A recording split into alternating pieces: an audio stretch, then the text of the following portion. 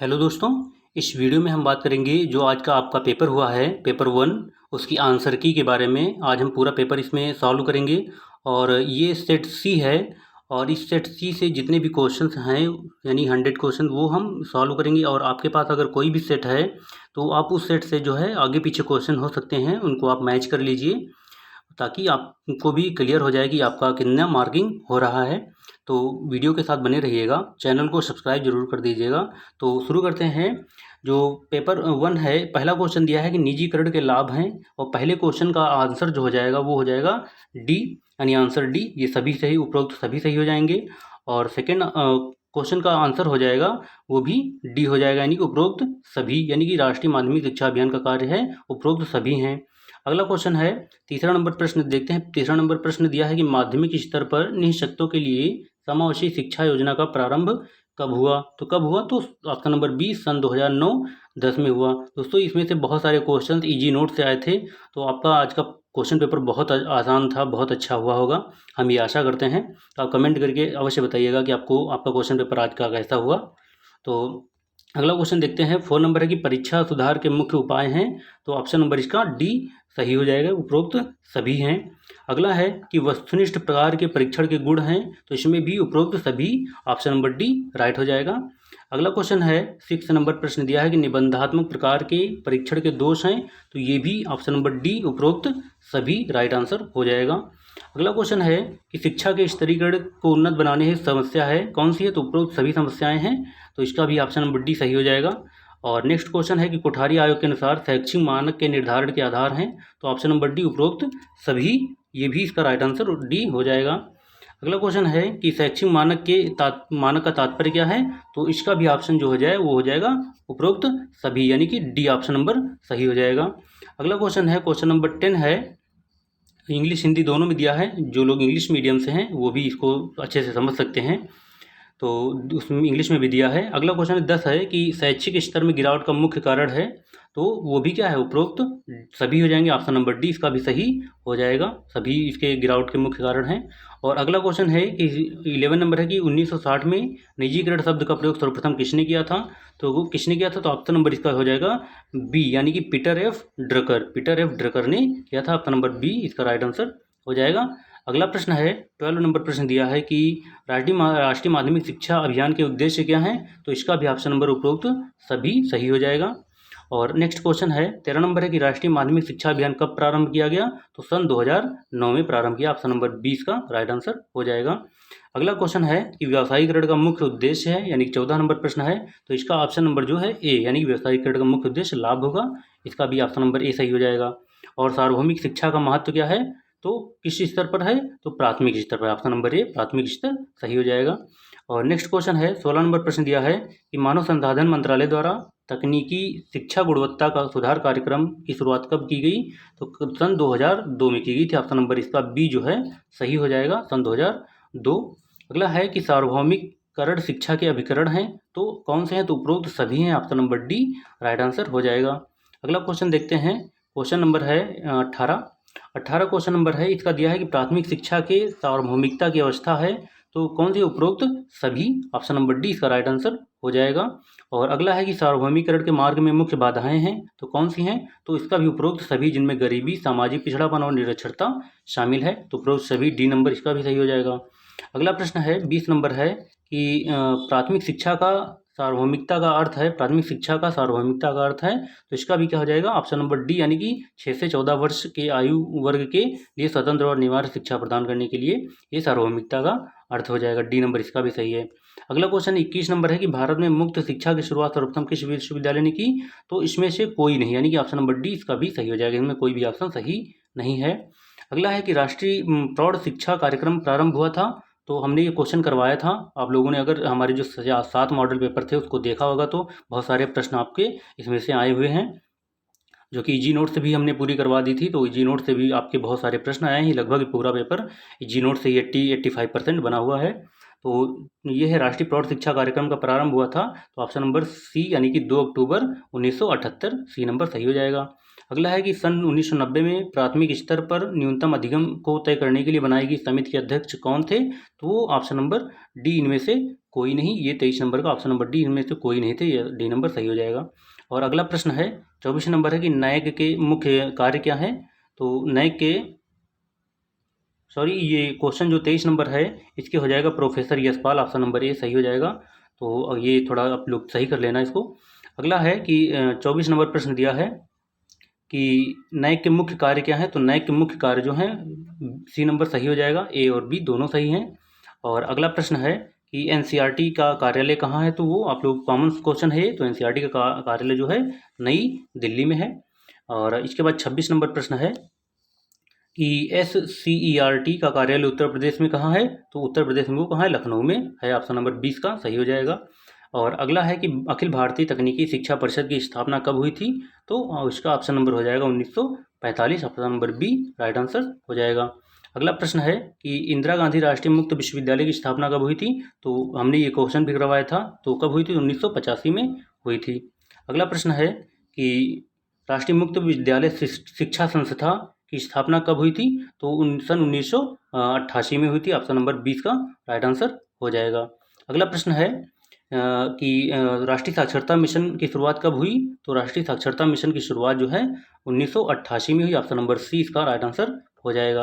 अगला प्रश्न है कि राष्ट्रीय प्रौढ़ शिक्षा परिषद की स्थापना कब हुई, 31 नंबर दिया है, तो वो हुई थी 1961 यानी 1961 में, ऑप्शन नंबर सी इसका भी सही हो जाएगा। अगला प्रश्न है कि national curriculum framework for quality teacher education किस वर्ष प्रस्तुत की गई।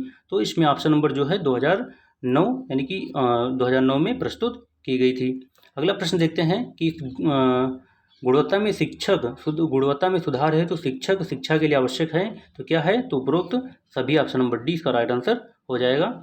और अगला प्रश्न है कि उच्च शिक्षा का कार्य क्या है, मुख्य कार्य है उच्च शिक्षा का, तो उपरोक्त सभी हैं, ऑप्शन नंबर डी इसका भी सही हो जाएगा 34 का। और अगला प्रश्न है कि 35 नंबर प्रश्न दिया है कि उच्च शिक्षा संस्थाओं में राष्ट्रीय सेवा योजना की शुरुआत कब की गई थी। तो राष्ट्रीय सेवा योजना की शुरुआत जो है वो की गई थी 1969 में, option number B right answer हो जाएगा। और अगला प्रश्न है 36 नंबर है कि किसने कहा कि माध्यमिक शिक्षा हमारे शिक्षा की सबसे कमज़ोर कड़ी है। तो ये थोड़ा कन्फ्यूज़न है, इसको हम क्लियर नहीं कर पाए, तो आप लोग थोड़ा देख लेंगे इसको कि कहा गया है कि माध्यमिक शिक्षा हमारी शिक्षा की सबसे कमज़ोर कड़ी है। तो इसमें शायद मुदालियर आयोग ने या राधाकृष्णन आयोग ने कहा होगा, तो आप इन दोनों में से थोड़ा कंफर्म कर लेना, ये हम इसको स्किप करते हैं। अगला क्वेश्चन देखते हैं 37 नंबर है कि माध्यमिक शिक्षा के लिए बुनियादी कार्यक्रम उठाए गए हैं, क्या कार्यक्रम उठाए गए हैं। तो ऑप्शन नंबर डी उपरोक्त सभी इसका राइट आंसर हो जाएगा। और अगला है कि कौन सा पूर्व प्राथमिक विद्यालय नहीं है। तो junior high school, option number D इसका भी सही हो जाएगा। अगला क्वेश्चन है कि अपव्यय की समस्या का मुख्य कारण क्या है। तो मुख्य कारण क्या है, तो इसका भी ऑप्शन नंबर क्या हो जाएगा।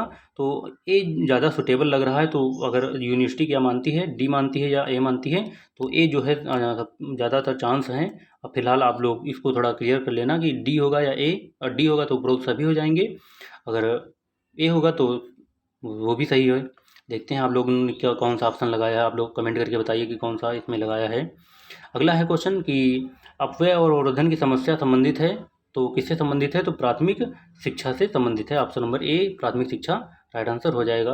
अगला प्रश्न है कि निम्न में से कौन सा एक राष्ट्रीय पाठ्यक्रम संरचना 2005 का सिद्धांत नहीं है। तो कौन सा नहीं, तो संतुलित विकास का सिद्धांत, ऑप्शन नंबर बी जो है इसका राइट आंसर हो जाएगा। अगला है प्रश्न 42 नंबर प्रश्न दिया है कि राष्ट्रीय पाठ्यक्रम संरचना 2005 का मुख्य लक्ष्य क्या था। तो वो उपरोक्त सभी थे, ऑप्शन नंबर डी इसका सही हो जाएगा। अगला प्रश्न है कि क्रियान्वयन कार्यक्रम 1992 विभाजित है, तो कितने भागों में विभाजित है।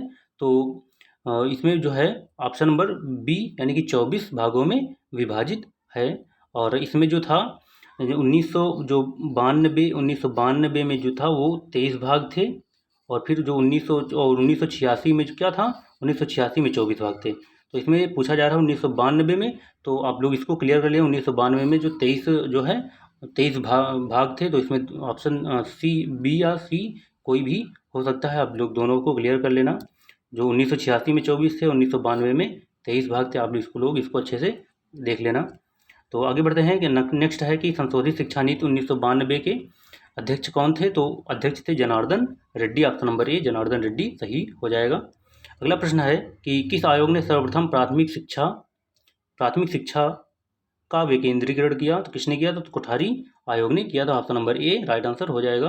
अगला प्रश्न है 46 है कि शिक्षा में कोठारी आयोग का क्या योगदान है? तो उपरोक्त सभी योगदान है। ऑप्शन नंबर डी उपरोक्त सभी, ये राइट आंसर हो जाएगा। और अगला प्रश्न है कि राष्ट्रीय शिक्षा आयोग यानी 1964-66 का अध्यक्ष कौन था? तो कौन थे? तो वो कोठारी जी, जिसे कोठारी आयोग भी कहते हैं, दौलत सिंह कोठारी, DS कोठारी कहते हैं। अगला प्रश्न है कि कोठारी आयोग ने संस्तुति की थी क्या? तो उपरोक्त सभी, यानी कि ऑप्शन नंबर डी उपरोक्त सभी सही हो जाएगा। अगला प्रश्न है कि मुदालियार आयोग का कार्यक्षेत्र क्या था? तो वो क्या था? माध्यमिक शिक्षा, यानी कि ऑप्शन नंबर बी माध्यमिक शिक्षा, सेकेंडरी एजुकेशन ये था। अगला प्रश्न देखते हैं कि मुदालियार आयोग ने अपना प्रतिवेदन सरकार के समक्ष कब प्रस्तुत किया था? तो ऑप्शन नंबर 20 का सही हो जाएगा। 29 अगस्त 1953 को मुदालियार आयोग ने सरकार के समक्ष अपना रिपोर्ट या प्रतिवेदन प्रस्तुत किया था। तो ऑप्शन नंबर इसका बी 29 अगस्त 1953 सही हो जाएगा। अगला प्रश्न है कि 51 नंबर प्रश्न दिया है कि माध्यमिक शिक्षा आयोग में कुल कितने सदस्य थे? तो कितने थे? तो 7 सदस्य थे। ऑप्शन नंबर सी जो है इसका राइट आंसर हो जाएगा। अगला है कि माध्यमिक शिक्षा आयोग के प्रतिवेदन में कुल कितने अध्याय थे? कुल जो है 15 अध्याय थे। ऑप्शन नंबर सी इसका राइट आंसर हो जाएगा। और अगला है कि माध्यमिक शिक्षा आयोग के अध्यक्ष कौन थे? तो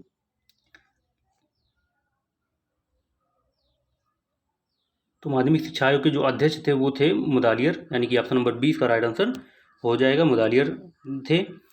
नेक्स्ट क्वेश्चन है कि मुदालियर आयोग की संस्तुति क्या थी? तो यानी उपरोक्त सभी थी, जिनमें विशिष्ट विद्यालय, उच्चतर माध्यमिक विद्यालय और बहुउद्देशीय विद्यालय शामिल थे। अगला है कि विश्वविद्यालय शिक्षा आयोग की मुख्य संस्तुति क्या थी? तो इसका भी उपरोक्त सभी ये इसके संस्तुति यहाँ थी, सुझाव थे। और विश्वविद्यालय शिक्षा आयोग में कुल कितने सदस्य थे? तो 10 सदस्य थे। ऑप्शन नंबर बी 10 सदस्य राइट आंसर हो जाएगा। अगला क्वेश्चन है कि विश्वविद्यालय शिक्षा आयोग का गठन किसकी सलाह पर किया गया था? तो किसकी सलाह पर? ए व बी दोनों, यानी कि केंद्रीय शिक्षा सलाहकार बोर्ड और अंतर विश्वविद्यालय परिषद, इन दोनों की सलाह पर किया गया था। ऑप्शन नंबर सी इसका राइट आंसर हो जाएगा। और नेक्स्ट क्वेश्चन है कि ग्रामीण विश्वविद्यालय स्थापना का सुझाव किस आयोग ने दिया था? यह भी हमने क्वेश्चन करवाया था। तो किसने दिया था? तो विश्वविद्यालय शिक्षा आयोग ने दिया था। अगला क्वेश्चन है कि 59 नंबर प्रश्न दिया है कि विश्वविद्यालय शिक्षा आयोग का गठन कब किया गया था? ये भी क्वेश्चन हमने करवाया था। तो ये जो है 1948 में हुआ था। ऑप्शन नंबर ए 1948 सही हो जाएगा। और 60 क्वेश्चन का ऑप्शन नंबर जो है सी सही हो जाएगा। और फिर 61 का क्वेश्चन है सार्वजनिक शिक्षा योजना में कितने अध्याय थे? तो इसका भी ऑप्शन नंबर क्या हो जाएगा? तो कितने अध्याय थे? तो 12 अध्याय थे। ऑप्शन नंबर सी 12 अध्याय इसका राइट आंसर हो जाएगा। और 62 है सार्वजनिक शिक्षा योजना का प्रतिवेदन किस वर्ष प्रस्तुत किया गया था? तो 1944 में। ऑप्शन नंबर ए 1944 सही हो जाएगा। अगला है 63 बुनियादी शिक्षा में शिक्षा का माध्यम क्या था? तो मातृभाषा थी। ऑप्शन नंबर डी मातृभाषा, मदर टंग सही हो जाएगा। और अगला है कि जाकिर हुसैन समिति ने बेसिक शिक्षा का प्रतिवेदन किस वर्ष प्रस्तुत किया था? तो 1938 में। ऑप्शन नंबर बी 1938 सही हो जाएगा। और अगला है कि वर्धा शिक्षा योजना के मुख्य प्रवर्तक कौन थे? तो वो महात्मा गांधी थे। Option number B Mahatma Gandhi सही हो जाएगा। और अगला क्वेश्चन है कि सैडलर आयोग का प्रतिवेदन कितने अध्यायों में विभक्त था? तो वो 13 अध्याय थे। ऑप्शन नंबर बी 13 अध्याय सही हो जाएगा। और इसके बाद है 67 नंबर प्रश्न दिया है कि कलकत्ता विश्वविद्यालय आयोग के अध्यक्ष कौन थे? तो माइकल सैडलर थे, सैडलर आयोग जिसे कहते हैं। और नेक्स्ट है सैडलर आयोग का गठन कब किया गया था? तो 1917। ऑप्शन नंबर ए 1917 सही हो जाएगा। और अगला है कि सन 1901 में शिमला में शैक्षिक सम्मेलन किसने आयोजित किया? तो option number B Lord Curzon सही हो जाएगा। और केंद्रीय शिक्षा विभाग की स्थापना की तो इसको भी लॉर्ड कर्जन ने। ऑप्शन नंबर बी सही हो जाएगा। और हंटर आयोग का गठन कब हुआ था? तो हंटर आयोग का गठन 1882 में हुआ था। ऑप्शन नंबर ए इसका राइट आंसर हो जाएगा। और अगला क्वेश्चन है 72 नंबर है कि हंटर आयोग की संस्तुति थी। तो हंटर आयोग की जो जितने भी संस्तुति वो ये ऑप्शन नंबर डी उपरोक्त सभी उसकी संस्तुतियाँ थी। और फिर है कि भारतीय शिक्षा आयोग 1882 के जनक अध्यक्ष कौन थे? तो अध्यक्ष थे William Hunter. Option number C William Hunter सही हो जाएगा। और फिर अगला है कि किसने कहा कि वुड का घोषणा पत्र भारतीय शिक्षा की नींव है, इसने आधुनिक भारतीय शैक्षिक प्रणाली की शुरुआत की है? तो इसका ऑप्शन नंबर क्या है? नन ऑफ द एबो, यानी इनमें से कोई नहीं। ऑप्शन नंबर डी इसका राइट आंसर हो जाएगा। अगला क्वेश्चन है कि 75 नंबर प्रश्न दिया है, देखते हैं क्या है कि वुड के घोषणा पत्र में कितने अनुच्छेद थे? तो कितने थे? तो 100 अनुच्छेद थे। ऑप्शन नंबर सी 100 अनुच्छेद इसका राइट आंसर हो जाएगा। और अगला प्रश्न है कि वुड का घोषणा पत्र कब प्रकाशित हुआ था?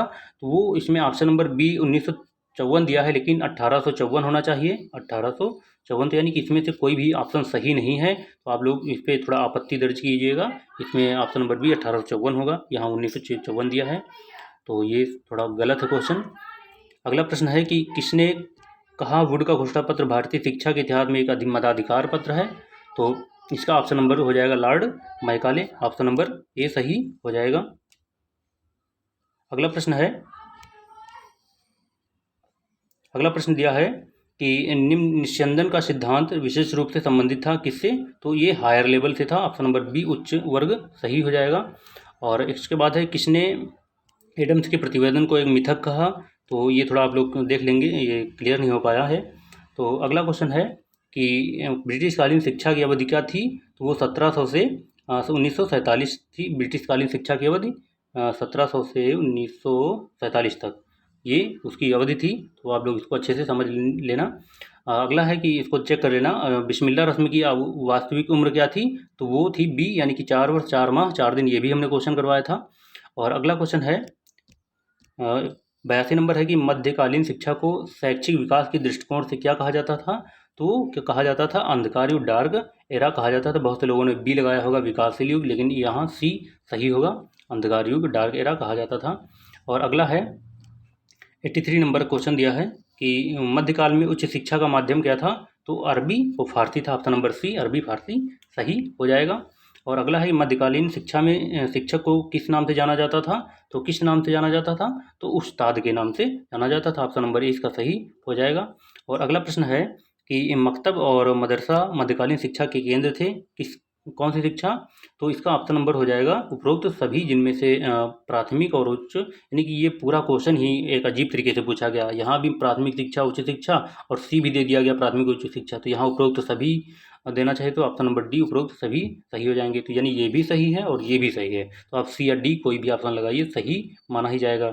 और अगला प्रश्न है कि मध्यकालीन शिक्षा की अवधि क्या थी? तो मध्यकालीन शिक्षा की अवधि थी ऑप्शन नंबर जो है सी दिया है 1200 से 1700 ईस्वी तक मध्यकालीन शिक्षा की अवधि थी। और अगला है कि नालंदा विश्वविद्यालय की स्थापना किसने की थी? तो कुमार गुप्त ने की थी। किसने की थी? कुमार गुप्त ने। तो ऑप्शन नंबर इसका सी सही हो जाएगा, कुमार गुप्त, ये सही हो जाएगा 87 का। और अगला है कि 88 नंबर प्रश्न है कि बौद्धकालीन शिक्षा का मुख्य उद्देश्य क्या था? तो निर्वाण प्राप्त करना, ऑप्शन नंबर बी निर्वाण प्राप्त करना बौद्धकालीन शिक्षा का मुख्य उद्देश्य था, तो इसका बी सही हो जाएगा। और फिर है बौद्ध काल के शिक्षार्थी को किस नाम से जाना जाता था? तो क्या बोलते थे? शागिर्द बोलते थे, ऑप्शन नंबर सी शागिर्द बोलते थे उसको।